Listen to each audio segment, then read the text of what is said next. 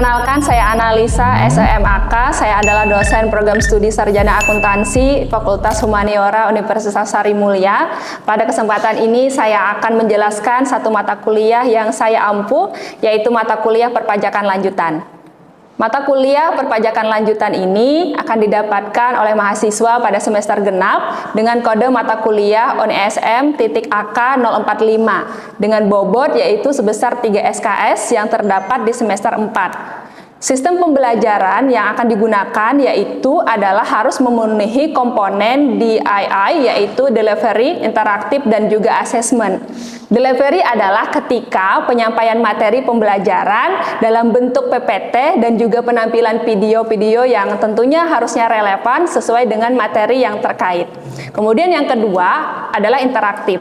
Interaktif yaitu komunikasi yang harus muncul dua arah yang didapatkan melalui diskusi dan juga tanya jawab agar mahasiswa punya kesempatan untuk mengkaji ulang materi dan memperdalam materi yang sudah saya sampaikan.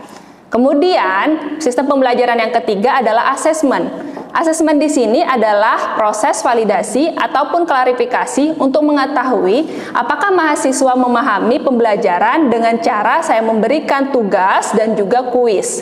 Nah, oleh karena itu, tentu video ini saya buat untuk dalam rangka memenuhi sertifikasi dosen tahun 2026, yaitu pernyataan diri dosen dalam unjuk kerja Tridharma Perguruan Tinggi PDD OKT PT pada aspek pembelajaran. Pada kesempatan ini, saya akan memberikan informasi tentang mata kuliah perpajakan lanjutan, yang mana mata kuliah ini lebih membahas terkait pajak penghasilan yang dipotong dan juga dipungut selama tahun berjalan, baik itu meliputi perhitungan dan juga pelaporan PPh pasal 21, 22, 23, 24, 25, dan 26, dan juga PPh pasal 4 ayat 2. Materi ini juga membahas terkait PPN atau pajak pertambahan nilai, biaya materai, dan juga pajak penjualan atas barang mewah, di mana capaian pembelajaran mata kuliah perpajakan lanjutan ini harapannya mahasiswa mampu menghitung dan juga melaporkan pajak penghasilan, baik itu dari pasal 21 sampai PPh pasal 4 ayat 2, kemudian PPN, biaya materai, serta PPNBM. Kemudian capaian yang kedua, harapannya mahasiswa mampu membuat rekonsiliasi fiskal dan melakukan pengisian SPT tahunan dengan aplikasi Cortex. Adapun materi yang akan saya sampaikan di dalam mata kuliah perpajakan lanjutan ini meliputi pajak penghasilan, pajak pertambahan nilai, pajak bumi bangunan, biaya materai, PPNBM, dan juga nanti ada rekonsiliasi fiskal, termasuk dalam hal ini studi kasus terkait pelaporan pajak itu sendiri. Dengan metode pembelajaran yang saya berikan, baik itu berupa ceramah, kemudian diskusi kelompok, dan juga ada studi kasus yang relevan dengan mata kuliah perpajakan lanjutan akan menjadi metode dalam pembelajaran kali ini. Oleh karena itu, sistem penilaian pada mata kuliah perpajakan lanjutan ini saya bagi menjadi 3 komponen evaluasi. Yang pertama, berkaitan dengan aktivitas partisipatif. Aktivitas partisipatif ini mempunyai bobot penilaian sebanyak 20%, yang mana akan saya ambil berdasarkan diskusi praktek lapangan yang telah diikuti oleh mahasiswa akan menjadi sumbangsi penilaian aktivitas partisipatif sebesar 20%. Kemudian yang kedua adalah hasil proyek. Hasil proyek ini nilai proporsinya adalah 40% yang meliputi pembuatan makalah, presentasi proyek oleh mahasiswa, dan hasil proyek yang bisa diselesaikan oleh mahasiswa. Kemudian komponen evaluasi yang ketiga adalah kognitif yang berhubungan dengan pengetahuan mahasiswa. Nilainya sebesar 40% yang mana meliputi kuis, kemudian ujian tengah semester dan ujian akhir semester dengan 3 komponen evaluasi yang saya sudah sebutkan di atas. Oleh karena itu, dalam sistem penilaian saya dilakukan secara transparan baik melalui portal Siakat, sehingga mahasiswa dapat melihat secara langsung dan nantinya ketika terdapat nilai yang kurang baik atau tidak memenuhi kriteria untuk dikatakan lulus, mahasiswa dapat melakukan perbaikan sesuai dengan jadwal akademik yang sudah ditentukan Universitas Sarimulya. Berikut saya tampilkan video pembelajaran mata kuliah pengantar manajemen. Mari kita saksikan videonya. Assalamualaikum warahmatullahi wabarakatuh.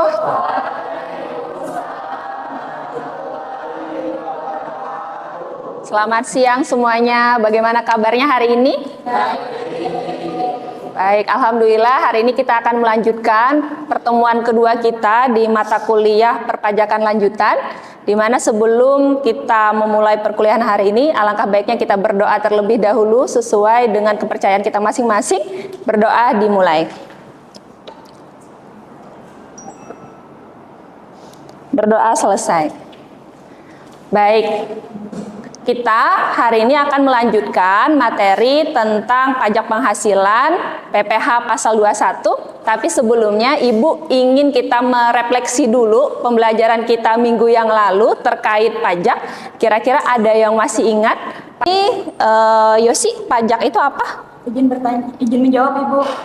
Pajak adalah iuran wajib yang dibayarkan wajib pajak kepada negara. Sifatnya memaksa dan diatur dalam undang-undang, Bu. Tapi manfaatnya dirasakan nanti di masa yang akan datang. Jadi yang dimaksud itu pajak itu adalah iuran wajib diwajibkan kepada negara, ya benar nggak? Iuran wajib yang dibayarkan kepada negara.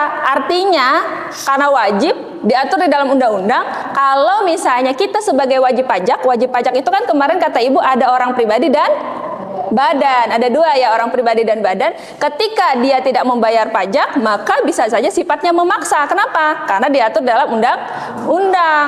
Jika nanti misalnya ada yang tidak bayar pajak, maka dia bisa diberikan apa kemarin? Sanksi.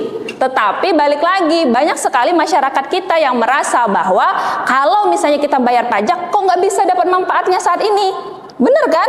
Nggak ada yang menikmati manfaatnya langsung. Kenapa? Karena nanti yang akan datang. Kenapa sifatnya pajak kita dipakai untuk pembangunan infrastruktur, ya kan, beasiswa dan lain sebagainya, itu adalah bentuk dari penggunaan dari pajak itu sendiri. Ya, bener kan ya? Baik, hari ini Ibu akan langsung lagi melanjutkan materi hari ini tentang PPh pasal 21. Apa itu? Itu adalah pajak penghasilan, di mana kalau orang bekerja kan nggak mungkin nggak bayar pajak kan ya? Pasti semua akan bayar pajak. Nah, PPh ini, pajak penghasilan ini sebenarnya jenisnya banyak. Ada PPh pasal 21, 22, 23, 24, 25, 26, PPh pasal 4 ayat 2. Jadi semua itu adalah terkait penghasilan baik orang pribadi atau badan yang dikenakan pajak oleh DJP.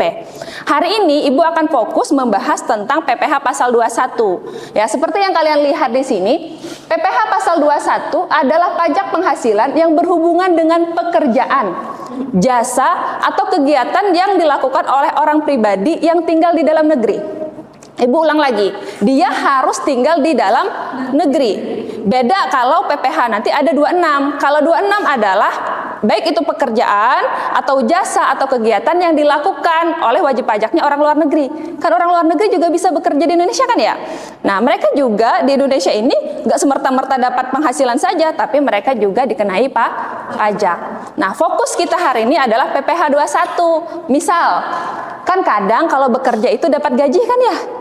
Dapat gaji. Teman-teman yang dapat gaji juga dipotong pajak. Ada nggak di sini yang orang tuanya PNS? Oh, ada. Nah, orang tuanya yang PNS, masih juga orang tuanya kena PPh pasal 21. Jadi PNS pensiunan itu juga kena pajak PPh pasal 21. Atau misal ada nggak yang pernah dapat hadiah karena misalnya ikut lomba, nah itu juga dipotongnya PPh pasal 21. Nah, hari ini yang akan kita bahas adalah itu. Dimana di sini siapa sih Bu Ana yang bisa memotong PPh pasal 21? Bisa satu, si pemberi kerja.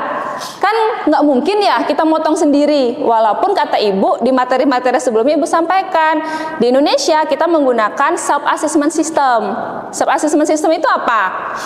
Yang melaporkan sendiri kan, menghitung sendiri, kemudian melaporkan pajaknya sendiri. Nah, oleh karena itu, ya walaupun kita melapor sendiri, maka kita nggak punya kewajiban juga motong pajak kita sendiri. Sehingga yang memotong PPh pasal 21 ini adalah si pemberi kerja. Kemudian siapa? Misalnya pelaksana kegiatan, kan ada panitia kegiatan tuh. Kalian ikut seminar, kayak ikut lomba, dapat hadiah. Yang motongkan pajaknya adalah yang menyelenggarakan, begitu. Nah, itu juga di PPh pasal 21. Hanya saja enaknya kita sebagai warga Indonesia, kalau bahasa ibu tuh begini, pemerintah berupaya meringankan kita sebagai pembayar pajak. Kenapa? Karena di PPh pasal 21 kita kan istilahnya kenal yang namanya penghasilan kena pajak, penghasilan tidak kena pajak. Batas penghasilan kena pajak itu kapan? Berapa sih Bu Ana? Ketika teman-teman semua ini punya penghasilan di atas dari 4.500.000. Kalau di atas 4.500.000 maka sudah dikenakan pajak dengan dasar pengenaan. Di sini nanti ada di sini lihat. Besarnya adalah total setahun adalah 54 juta. Jadi misalnya kita kenal istilahnya kan nanti PKP, penghasilan kena pajak. Jadi kalau teman-teman punya penghasilan 6 juta sebulan, kalau setahun berapa? Berapa? 70-an ya? Nah, 70-an juta, berarti di atas daripada PTKP yaitu 54 juta, sehingga pasti dikenakan PPh pasal 21. Hanya saja ingat di sini, pemerintah berupaya meringankan. Kalau misalnya ibu dari 60 juta kena pajak langsung berdasarkan persentase misalnya 5% kan gede ya. Sehingga sama pemerintah diberi namanya penghasilan tidak kena pajak. Ini adalah bentuk subsidi lah sama pemerintah biar dikurangin. Misal ibu tadi punya penghasilan 70 juta misal. Dikurangin tuh subsidi untuk wajib pajak orang pribadi ibu sendiri, dikurangin 54 juta. Nanti kalau ibu kawin, ibu menikah nih. Nah, ketika ibu kawin, status kawin ibu itu bisa menambah pengurangan pajak ibu. Totalnya berapa? 4.500.000. Jadi yang single sama yang sudah menikah, otomatis PTKP-nya lebih banyak yang menikah. Kenapa? Karena dikurangin lebih banyak. 54 juta ditambah 4.500.000 karena menikah, berarti diskonnya berapa? 58.500.000. Lalu ada nggak yang di sini orang tuanya punya anak 3, anak 4, ya kan, anak 5? Itu juga bisa ngurangin pajak loh PTKP. Tapi maksimalnya adalah 3 orang. Per 1 orang nilainya juga 4.500.000, sehingga kalau 3 berarti sekitar 12 juta ya, 12.500.000. Tapi ingat, yang boleh ditanggung jadi tanggungan PPh pasal 21 hanya 3 orang saja. Dan ini harus sedarah, semanda, atau misalnya satu garis keturunan lurus. Anak angkat boleh nggak Bu? Boleh. Boleh juga misalnya ada anak angkat, anak tiri, itu juga bisa menjadi tanggungan kita. Gitu ya. Jadi nanti kalau bayar pajaknya jadinya bisa lebih rendah. Kenapa? Karena di PPh pasal 21 sebelum kena dasar pemungutan, ya ini tarifnya ada ya 5%, 15%. Ini tergantung penghasilan masing-masing. Jadi kalau misalnya 60 juta sampai 60 juta penghasilan kalian kena pajaknya 5%. Kalau di atas 60 juta sampai 250 juta kenanya 15%, sampai tarif lapisan yang kelima yaitu 35%. Jadi kalau misalnya nih kalian punya penghasilan 5 miliar kena berapa? Kena berapa persen? 35%. Kalau sekilas kita lihat di sini memang tarif lapisan pajaknya langsung kena 35%. Tapi lagi-lagi pemerintah berupaya jangan sampai langsung kena 35%, kan gede banget tuh. Kalian punya penghasilan 5 miliar, 35%-nya kan ya berapa miliar itu? Bisa 1 miliar lebih kan? Maka sama pemerintah kenakannya dulu tarif 5%, kenakan lagi 15%, nanti sisa-sisanya baru 35%. Sehingga nanti pajaknya bisa lebih rendah. Nah, oleh karena itu di hari ini kita akan menghitung, belajar perhitungan, dan juga nanti akan belajar terkait bagaimana pelaporan di PPh pasal 21. Nah, sampai di sini dulu. Ada yang mau ditanyakan dulu nggak? Silakan yang mau bertanya. Oh ya, boleh berdiri aja ya, berdiri sama sebutkan namanya. Ya, berdiri. Saya namanya Nur Sarifah Dewi. Oh ya, Dewi. Kalau misal saya bekerja dan ingin mertua saya menjadi tanggungan pajak, itu apakah bisa atau tidak? Oke, tadi ada Ibu. Oke, makasih ya. Tadi Ibu kan bilang tanggungan itu ada berapa tadi? Berapa orang? 3. Tadi Ibu bilangnya yang bisa jadi tanggungan kita adalah orang tua, semanda, ya kan? Atau anak angkat atau anak tiri bisa menjadi bagian yang tanggung. Sekarang pertanyaannya, kalau mertua bagaimana? Ya kan? Ini udah benar-benar prepare ini untuk ya melindungi mertuanya ya.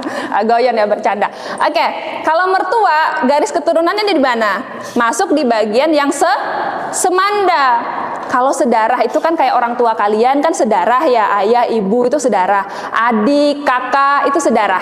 Jadi mereka bisa menjadi tanggungan PPh pasal 21. Nah, kalau semanda ini lihat dulu, dia harus lurus. Misal semanda, mertua dia garis lurus nggak dengan ayah ibunya dari pasangan kita, ya kan? Maka dia bagian daripada semanda yang boleh ditanggung di PPh pasal 21. Tapi pertanyaannya, kalau ipar nih, bagian dari semanda tidak yang bisa ditanggung?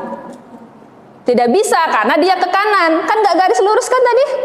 Kalau orang tua langsung dari suami atau istri kita boleh ditanggung. Tapi kalau ipar, adik ipar, kakak ipar, ya cicit-cicit dari ipar ya itu tidak boleh. Ya, kenapa? Karena dia garis semandanya tidak lurus. Nah, cuman ada syaratnya. Setiap yang menjadi tanggungan di PPh pasal 21, ketika dia orang tua, orang yang sudah bekerja, maka harus mengurus surat pemberitahuan atau surat keterangan tidak punya penghasilan paling minimal di tingkat kecamatan. Ya, baru bisa diajukan ke DJP untuk menjadi tanggungan kalian.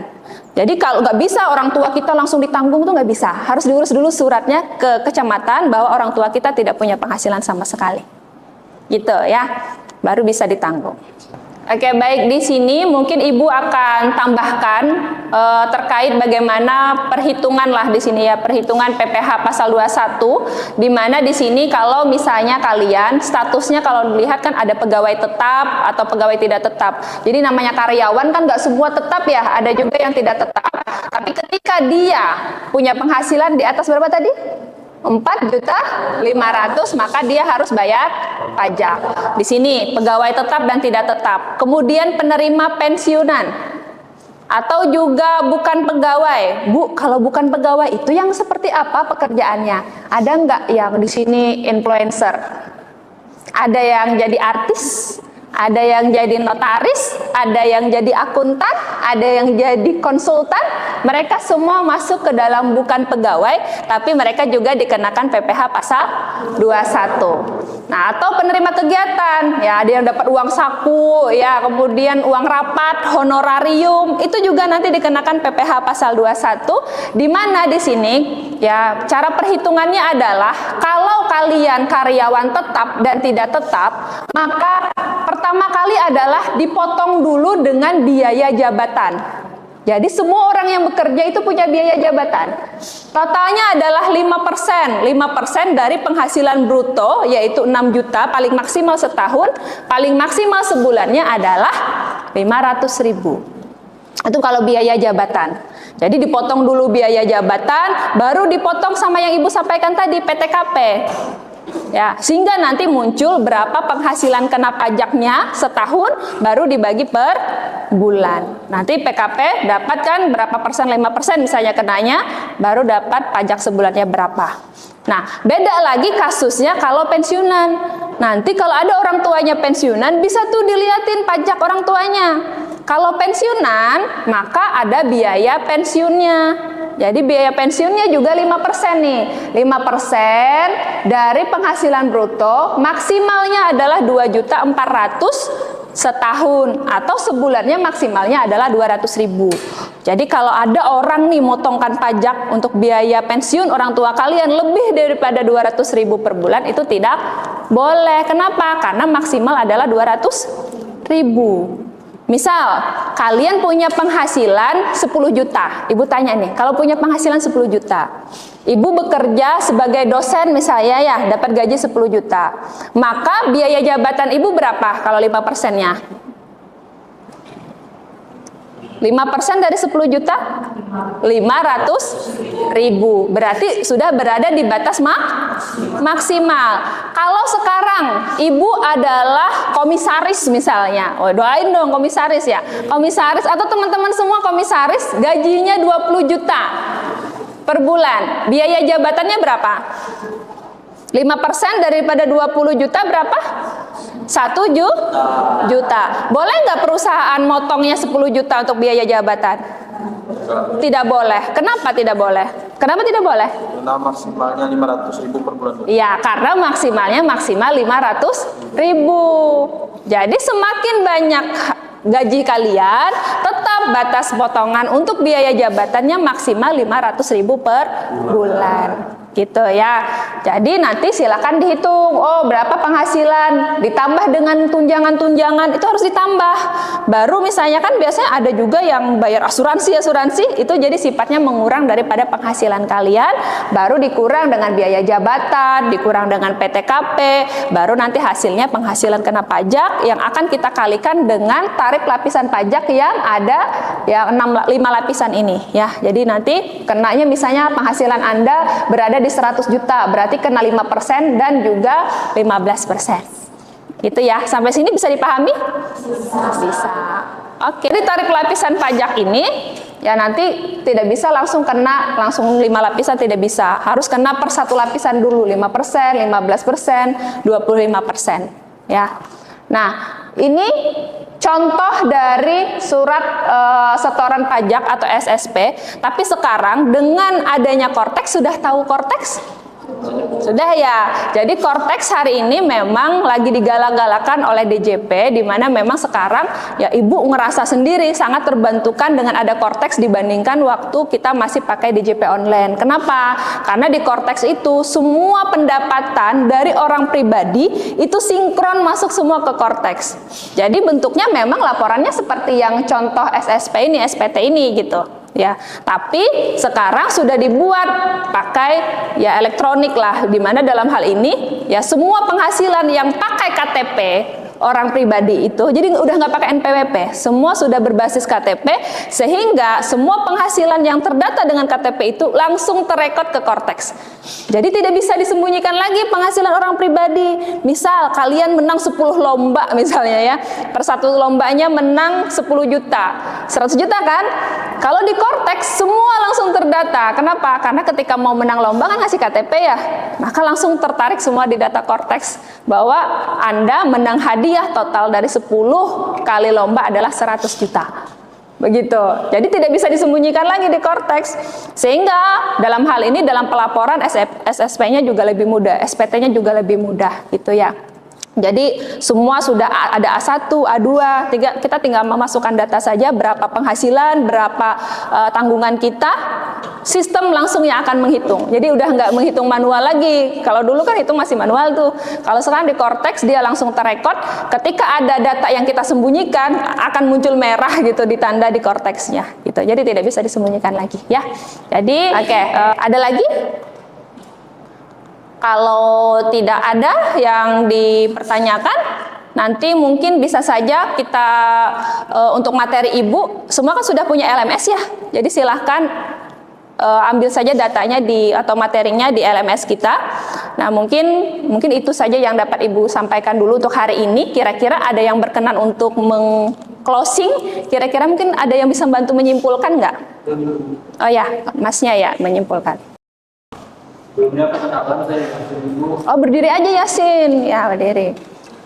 Ya. Kesimpulan hari ini BPH pasal 221 ini merupakan pajak penghasilan yang berhubungan dengan pekerjaan dan jasa atau kegiatan yang dilakukan wajib pajak orang pribadi dalam negeri yang mempunyai penghasilan baik gaji, uang pensiun, tunjangan, bonus dan lainnya, Bu. Oke, jadi kesimpulannya adalah PPh pasal 21 itu untuk pekerjaan atau apa lagi? Penghasilan dan jasa atau kegiatan lainnya yang dilakukan oleh orang dalam negeri. Oke, ya itu ya. Jadi materi hari ini ya terkait PPh pasal 21 itu dulu yang dapat Ibu sampaikan. Ya nanti akan kita sambung lagi di minggu depan terkait perhitungan PPh pasal 21-nya. Dalam hal ini Ibu mohon maaf jika ada kekurangan dalam penyampaian. Nanti kita sambung lagi minggu depan. Ibu akhiri. Wassalamualaikum warahmatullahi wabarakatuh. Waalaikumsalam.